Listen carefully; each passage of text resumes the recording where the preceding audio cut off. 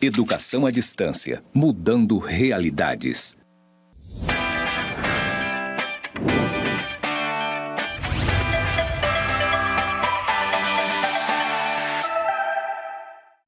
Olá, tudo bem? Eu sou a professora Natasha Alexandrino, leciono no curso de Gestão Pública, disciplina de Licitações e Contratos Administrativos.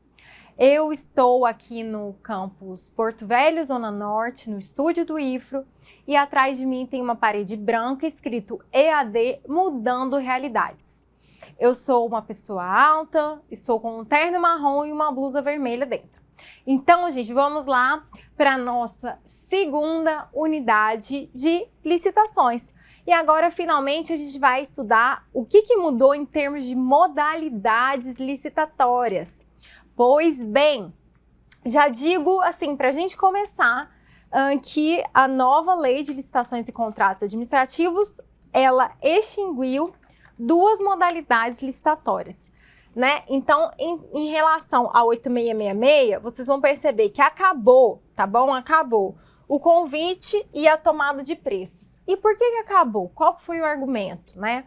Então, o argumento foi que o convite é onde ocorria a maior parte de fraude, né? Em termos de fraude, o convite era a modalidade licitatória que ficava mais suscetível para ter esse mau uso, né? E a tomada de preços, por outro lado, ela não tinha muita aplicabilidade prática, né?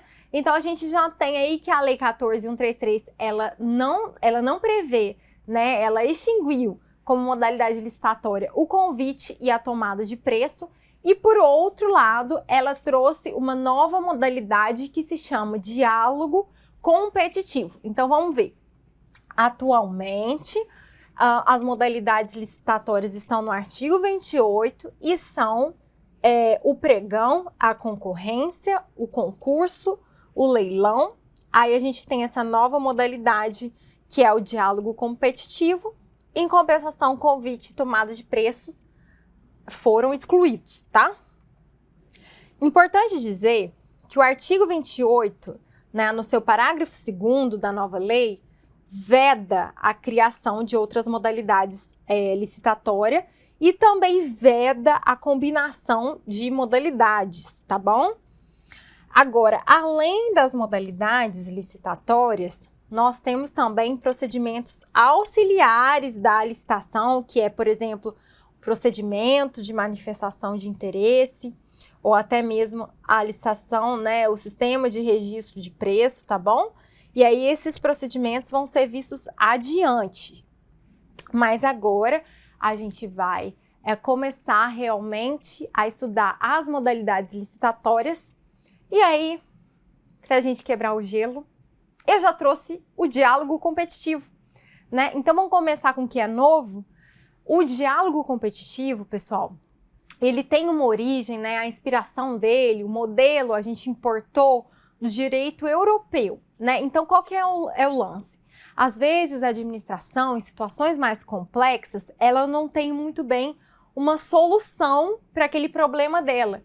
Então, ela pode promover um diálogo com o particular, tá? Antes de licitar, tá? Esse diálogo entre a administração e o particular, ele é muito saudável, inclusive, né? Porque às vezes vai ser a iniciativa privada, o particular, que vai ter ali aquela solução. Então, vejam, o diálogo competitivo, ele tem essa origem, né, do direito europeu e é justamente aplicável nas licitações mais complexas, tá, pessoal? Tanto que aqui vocês vão se recordar que é necessário uma comissão de contratação. Não pode nem ser só aquele agente de contratação. Aqui precisa de uma comissão. E ela vai ser utilizada, por exemplo, nas licitações para concessão de serviço público e nas PPPs, tá? E aonde que está lá a definição do que é diálogo competitivo? No artigo 6º, inciso 42. Olha só, gente. O artigo 6º, eu vou recomendar aqui para vocês. Abram a Lei 14.133, Ctrl F, né, site do Planalto, e leiam o artigo 6º desta lei. Porque no artigo 6º que vocês vão encontrar uma série de definições e conceitos, tá, importantes para a licitação. Inclusive, todas as modalidades estão lá previstas no artigo 6º também, e a explicação do que são, de fato, tais modalidades. Então, olha aqui no slide. Lá no artigo 6º, já fala que o diálogo competitivo é essa modalidade para contratos mais complexos, tá? Em que deve haver, antes, essa fase do diálogo. Então, o próprio nome já é autoexplicativo, porque a administração pública vai realizar diálogo com o licitante previamente selecionado, ok? Mediante critérios objetivos, com o intuito de desenvolver uma ou mais alternativas capazes de atender suas necessidades, devendo os licitantes apresentar proposta final após o encerramento dos diálogos. Então é assim, gente. No diálogo competitivo, é como se nós tivéssemos duas fases. Essa fase inicial é a fase dos diálogos e depois é um procedimento que é até parecido com o da concorrência, tá?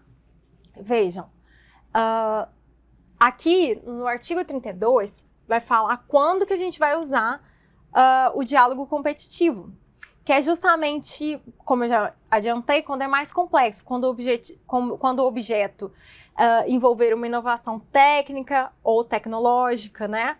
Ou quando o órgão ou entidade não puder ter necessidade satisfeita com as adaptações e soluções disponíveis no mercado. Então, tem muito a ver com situações mais complexas, com o desenvolvimento de tecnologia, ou quando a administração tem o problema, né? Porque o problema a gente sempre tem, a administração sempre tem, mas ela não sabe muito bem como resolver este problema. Então, ela tem que, de forma bastante saudável, dialogar com a iniciativa privada. Vamos lá. De acordo com o 32 da nova Lei de Licitações, né? Então, você vai usar nesses casos também, quando as especificações técnicas não puderem ser definidas com precisão suficiente pela administração. E também quando houver a necessidade de definir e identificar os meios e as alternativas que possam vir satisfazer suas necessidades, né? Para a solução técnica mais adequada, para os requisitos técnicos aptos a concretizar a solução definida e a estrutura jurídica ou financeira do contrato.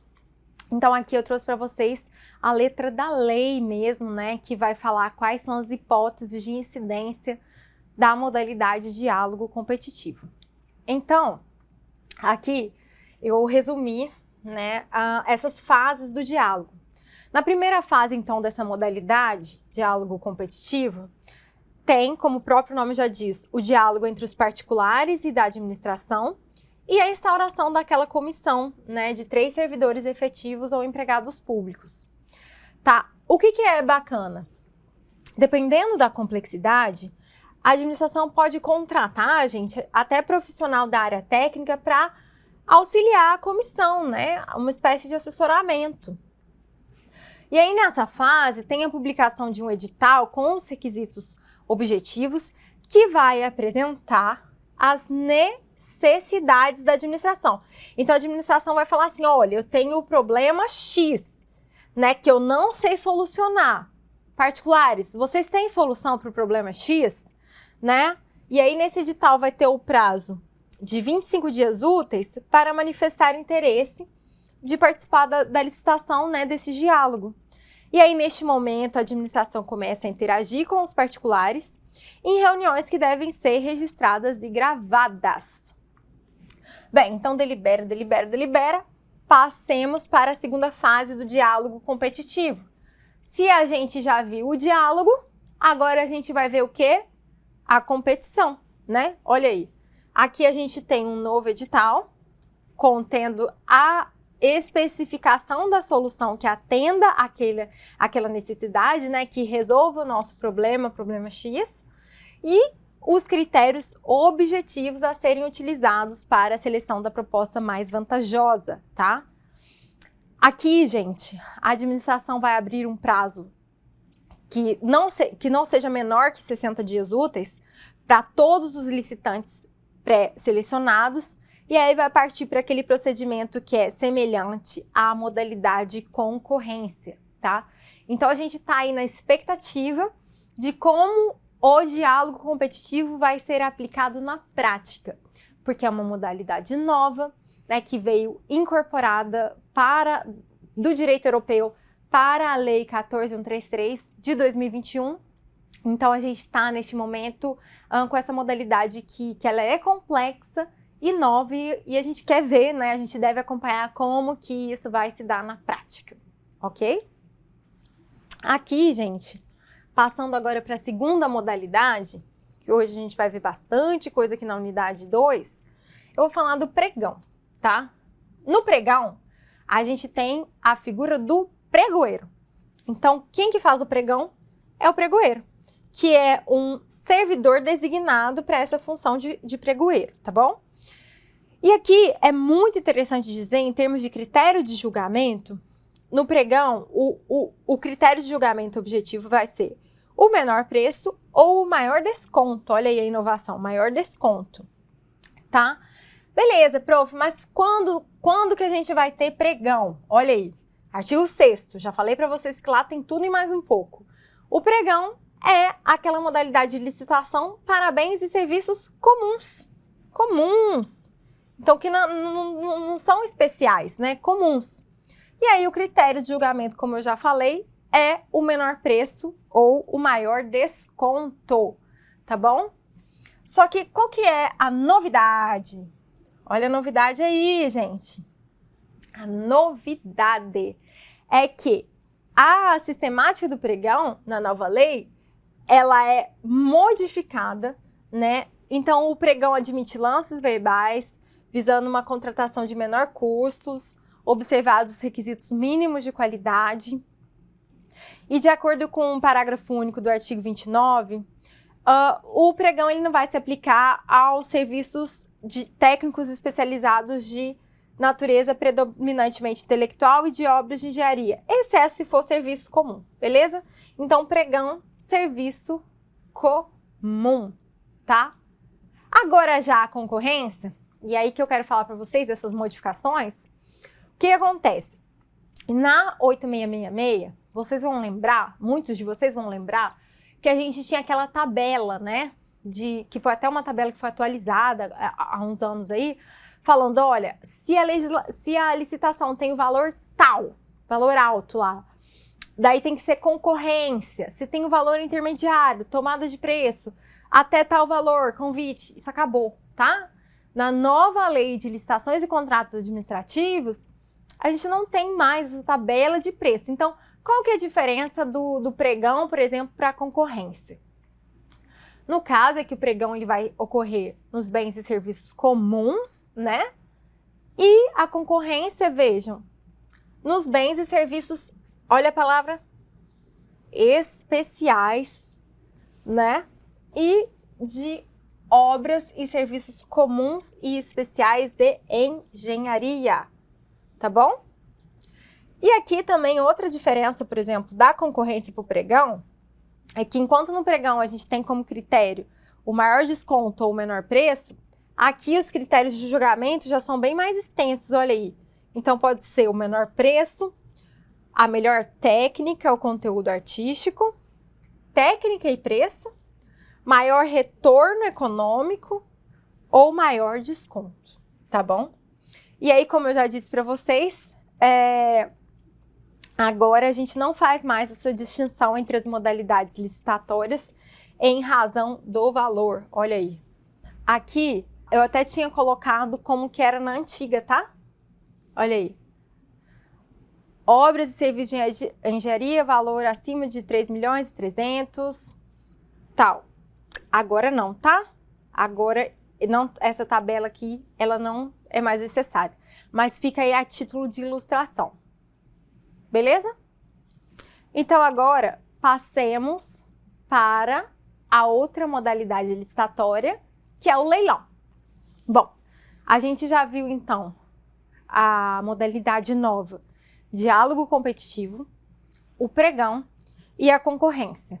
É claro, gente, que vocês estão percebendo que a gente está vendo, assim, alguns pontos essenciais da matéria. Mas vocês têm que ler em conjunto a Lei 14.133, o roteiro, tá? Que vai ter bem mais coisa, e a minha biblioteca, tá bom? Aqui eu tô pontuando as principais mudanças e inovações, ok? Então, por isso que eu já vou passar para o leilão. Olha aí, aqui temos mudança também. O leilão, ele vai visar a alienação de bens imóveis ou móveis inservíveis, né? Aqueles que não têm utilidade, ou até aqueles que foram legalmente apreendidos. Então, a gente faz a licitação na modalidade de leilão. Não tem erro, beleza? E o critério aqui no leilão é o maior lance. Então, até coloquei um exemplo aqui, ó. Vamos supor, teve uma operação que prendeu bens móveis de origem ilícita, fruto do contrabando ou do descaminho. Então, estes bens, né, legalmente apreendidos, vão a leilão. E é um leilão modalidade licitatória, tá? Que não deve ser confundido com asta pública, que é quando os bens são penhorados por determinação judicial em alguma execução judicial promovida pela Fazenda Pública com regulamentação no Código de Processo Civil, beleza? Então, aqui eu tô falando de leilão administrativo. Leilão, modalidade licitatória, tá? Em que casos mesmo? Para alienação de bens imóveis, ou móveis inservíveis, ou bens legalmente apreendidos. Lembrando que aqui a gente tem a figura do leiloeiro oficial, ou servidor designado para fazer o leilão, e a administração pública pode selecionar o leiloeiro oficial, no caso, por meio de um credenciamento ou por meio de uma licitação, tá? O que acontece? O leilão vai ser precedido de um edital publicado em um site, e neste edital, a gente deve constar algumas coisas, tais como descrição do bem, o valor e avaliação do bem, seu preço mínimo, a comissão do leiloeiro, se for o caso, a indicação do local dos móveis, a informação sobre o site, a data e o local do leilão e especificar se há eventuais ônus, gravames ou pendências nos bens a serem leiloados, beleza? Segundo o artigo 31 da nova lei, a gente tem que ampliar a publicidade do leilão, tá? Não se exige registro cadastral prévio, não tem fase de habilitação e o leilão tem que ser homologado assim que for concluída a fase dos lances, após a fase recursal e efetivado o pagamento pelo licitante, tá? Agora, olha só a diferença que eu disse que eu ia trazer para vocês. Segundo a 8666, a alienação de bens imóveis, imóveis, poderia ser por meio de concorrência ou leilão. Agora, só leilão. Olha aí, ó. Agora, a gente tem no âmbito da 14.133, o âmbito de aplicação do leilão, ele foi ampliado, tá, gente? Então, atualmente, só o leilão serve para alienação de bens imóveis ou móveis inservíveis ou legalmente apreendidos. Beleza? Temos aqui agora este rol ampliado. Então, segundo a 14.133, a gente tem que usar o leilão necessariamente nessas hipóteses que eu acabei de citar. Seguimos? Vamos lá. Concurso. Ai, nossa, quero passar num concurso. Tá, pode passar no concurso, mas esse concurso público que você está pensando, nada tem a ver com concurso modalidade licitatória, tá bom, gente? Aqui é outra situação, vem cá, vamos lá. Existe um município, por exemplo, que tem uma praça, não sei, que está precisando de uma revitalização, né, uma modernização, brinquedo para as vovós, para os vovôs, para nós, mães, enfim, fazer lá o brinquedo, não, é aparelho de ginástica, para a gente fazer as atividades, parquinho para criançada, enfim. Tá precisando. Daí eles lançam, né? Esse município lança, a prefeitura lança um edital de licitação na modalidade de concurso, no sentido de que quem fizer o melhor projeto ali arquitetônico para revitalizar esse espaço ganha um prêmio. Isso é uma modalidade de licitação chamada concurso. Vejam, o concurso modalidade licitatória é justamente a modalidade que quer escolher um trabalho técnico, né, concurso de monografia, artístico ou científico, tá? Aqui não tem como, né, gente? Critério de julgamento não vai ser menor preço, né? Sempre melhor técnica. Ou conteúdo artístico, ok? E aí, no final, quem ganhar recebe um prêmio ou uma remuneração. Aí sim, né, pessoal? Então, há um prêmio ou remuneração aos vencedores. E aí, eu dei até o exemplo aí do slide, que é aquele famoso concurso de monografia. Isso sim é concurso modalidade licitatória, não tem a ver com concurso público, tá? Concurso para escolher projeto arquitetônico e por aí vai, tá? E aí, gente, pra gente encerrar aqui as modalidades licitatórias e partir para a contratação direta, eu trouxe aqui um procedimento auxiliar de licitação que é o SRP, Sistema de Registro de Preços. Vamos ver? Está previsto no artigo 78.4 da 14133. Essa licitação para registro de preços é o SRP, Sistema de Registro de Preços, né? Então, neste caso, gente, qual que é a questão, o X da questão aqui do SRP? Neste caso, o poder público ele não vai licitar com a finalidade imediata de contratação, tá? Ele vai licitar para registrar os preços em uma ata de registro de preços que tem validade por determinado período, tá bom? Isso ocorre por quê, professora? Então, vamos supor que tem aquele item que é adquirido com muita frequência. Então, a gente já pode fazer essa ata, tá? Esta ata, né, de registro de preços implica um compromisso de fornecer nas condições estabelecidas, mas olha que interessante, ela não obriga a administração a contratar, tá bom? É facultada, inclusive, a realização de licitação específica para a aquisição pretendida, desde que motivada, tá? E beleza, então a gente faz o SRP, tem a ata de registro de preços.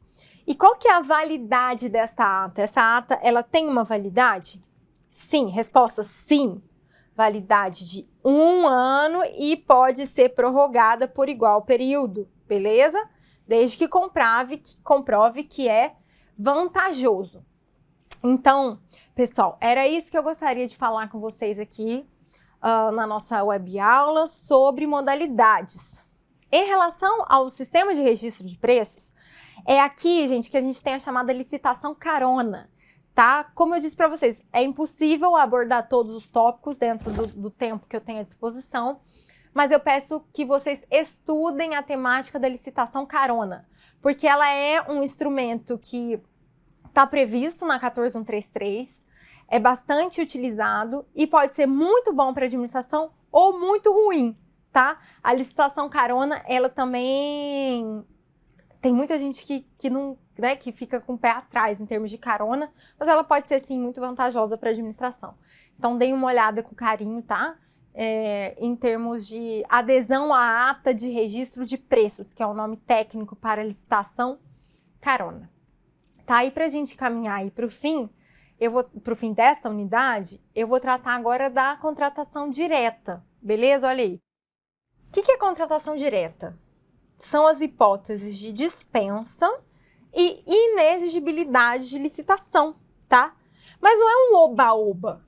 Isso aqui, gente, é quando não precisa licitar, mas precisa de um processo de contratação direta, não é uma coisa solta da cabeça do gestor, tá? O gestor não pode simplesmente adquirir um bem, ele tem que abrir um processinho de contratação direta, tá? E esse processo, ele tá no artigo 72 da nova Lei de Licitações e Contratos. Lembrem que eu abrevio NLL, é Nova Lei de Licitações. E aí, gente, fala aqui, ó, como que é esse processo, então, professora, de contratação direta, né? fala que esse processo tem que ser instruído com documentos, inclusive. Então, documentos de formalização de demanda, se for o caso, TP, análise de risco, termo de referência, projeto básico ou projeto executivo. Tem que ter estimativa de despesa, tem que ter parecer jurídico e pareceres técnicos, se for o caso, que demonstre o requisito. A demonstração, inclusive, da previsão de recursos orçamentários, tá? Com um compromisso a ser assumido. Comprovação de que o contratado preenche os requisitos de habilitação e qualificação mínima necessária. Uma razão, sim, de uma escolha do contratado. Uma justificativa de preço. Uma autorização da autoridade, tá bom? E o ato que autoriza a contratação direta ou o extrato decorrente do contrato deverá ser divulgado e mantido à disposição do público em sítio eletrônico oficial. O que é isso, gente? Sempre tem que licitar? Não. A licitação está prevista lá na Constituição Federal como regra, né, que antecede as contratações públicas. Mas existem casos lícitos de contratação direta. Só que contratação direta não é simplesmente chegar e adquirir bens e serviços. Não. Estou dizendo para vocês que está no artigo 72 da 14133, esse processinho de contratação direta, que tem esses requisitos que a gente acabou de ver ali no slide, tá? Mas quando, então, a gente tem essa contratação direta? No caso de inexigibilidade e dispensa de licitação, tá? A inexigibilidade de licitação é quando a competição ela é inviável aqui. E eu trouxe alguns casos de inexigibilidade, tá? Do artigo 74. Então tá, vou mencionar aqui por alto. Depois vocês vão ler com calma os casos de inexigibilidade e dispensa. Mas então é inviável a competição, por exemplo, na aquisição de materiais, de equipamentos ou gêneros ou contratação de serviços que só podem ser fornecidos pelo representante exclusivo. É o caso do fornecedor exclusivo, tá? Só que, lógico, a administração tem que comprovar essa exclusividade, sendo proibida a preferência por uma marca específica, né? Além disso, isso aqui, galera, alunos e alunas, isso aqui polêmica. Polêmica. Olha aí, contratação de profissional do setor artístico, diretamente ou por meio de empresário exclusivo, desde que consagrado pela crítica especializada ou pela opinião pública. Então, o que acontece? Os municípios vão lá e contratam o artista X. Óbvio que eu não vou falar nome de ninguém aqui, porque gosto é muito pessoal, mas contrata por meio da contratação direta por inexigibilidade de licitação. E aí começa. Não podia ter contratado? Não. Podia ter contratado? Não sei, vamos verificar? Olha aí. Tem que estar de acordo com o 74.2, né? Então, cabe, se for consagrado pela crítica especializada, pela opinião pública. E digo mais, acredito que lógico, é lícita essa contratação, é lícita, só que a gente tem que analisar também as condições do município, que eu acho que é isso que gera muita polêmica, que as pessoas dizem, nossa, mas o município não tem saneamento direito, não tem transporte público direito, aí contrata o cantor ou artista, ou sei lá quem, X, qualquer um, pode ser qualquer um, e com cachê altíssimo e tudo mais, e o município não tem condição nenhuma, tá. Mas o que eu tô mostrando para vocês é que essa é uma hipótese lícita de contratação direta por inexigibilidade de licitação, tá bom? Só que não imune a polêmicas, né, gente? Falou em licitação, falou em polêmica. Trouxe aí, ó, outras hipóteses, vocês vão ler com calma, mas aqui ele está dizendo, o legislador está dizendo que são aqueles serviços técnicos especializados de natureza predominantemente intelectual, né? Então, vedada a inexigibilidade para serviços de publicidade e de divulgação, que ele menciona vários, tá? Além disso, inexigibilidade de objetos que devam ou possam ser contratados por credenciamento, isso aqui é uma novidade. Aquisição ou locação de imóveis cuja característica de instalação e localizações torne necessários a sua escolha. Destaco esse inciso 5 também, tá? E aí, é isso, pessoal. Estudem com calma depois o artigo 74. Agora eu vou tratar os casos de dispensa de licitação que estavam previstos lá no famoso artigo 24 da 8666, mas também vou tratar, assim, alguns pontos, porque aqui nós temos muitos pontos relevantes. Então, eu quero que vocês leiam um por um aí na casa de vocês, tá? Da legislação e no roteiro acompanhando também, ok? Vamos lá. Aqui, os casos de dispensa, o que a gente tem de interessante? Aqui, a competição, ela é possível, mas o legislador fala, não precisa licitar, tá bom? E por isso, gente, para não virar um oba-oba, farra do boi, esse rol é exaustivo. Então, ou tá aqui a hipótese de dispensa ou não está, tá? Todas as hipóteses de dispensa estão previstas na lei, ok? Aqui, gente, a competição ela é possível, mas a administração pública vai ter a discricionariedade de fazer ou não a licitação, de acordo com o interesse público. E esses casos de dispensa estão previstos no artigo 75 da nova lei, tá? E olha só, aqui já, esse inciso primeiro e segundo, eles já são, assim, uma inovação bem prática, que está sendo bastante aplicada já, porque aumentou o valor da dispensa. Neste caso, vocês vão ver, olha aí. Agora, a gente tem dispensa de licitação para contratação que envolve valor inferior a R$100 mil, no caso de obras e serviços de engenharia ou de serviços de manutenção de veículos automotores, e também contratação que envolve valor inferior a R$50 mil, no caso de serviços e outras compras. Prof, mas por que isso acontece? Olha só, gente, porque a licitação, ela em si é um processo que custa caro, sabe?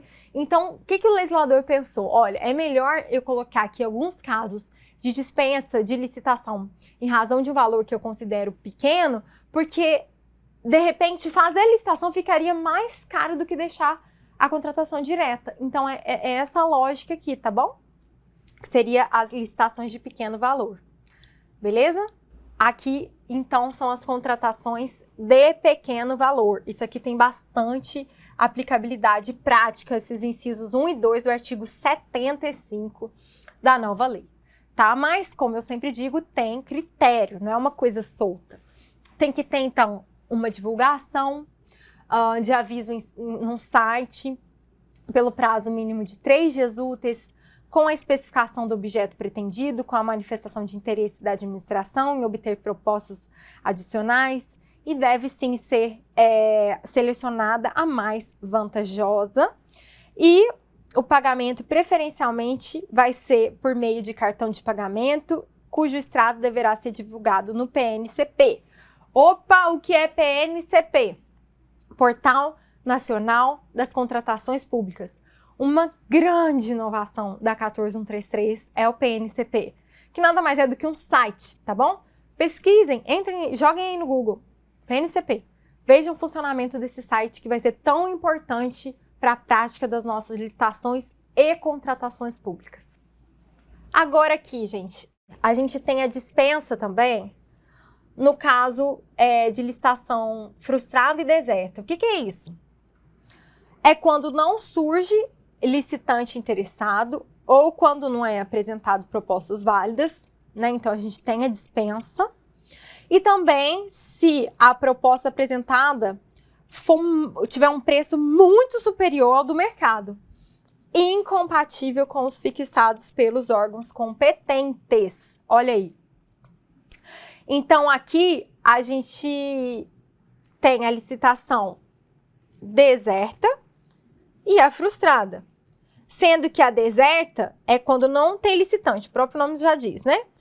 E a frustrada é quando tem sim interessado, mas eles não são aptos a licitar, sendo desclassificados ou inabilitados, tá? Bem, vocês vão perceber que existem outros inúmeros casos de dispensa de licitação. Tá, mas em razão do tempo, eu fiz esse recorte para trazer para vocês os mais importantes, os mais famosos, só que tem outros muito importantes também na 14133 e no nosso roteiro. Então, para a gente finalizar, outros casos de contratação direta, vocês vão consultar o nosso material e sempre eu vou bater nessa tecla do aluno e da aluna ler o livro indicado pela professora. Tem outros também, professora, não gostei do livro que a senhora indicou. Beleza, tem outros lá, já atualizadíssimos com a 14133 e disponíveis nessa joia rara. Vou até tentar desenhar uma joia aqui, ó, um diamante, que é a minha biblioteca, tá bom? Obrigada, pessoal, até a próxima aula.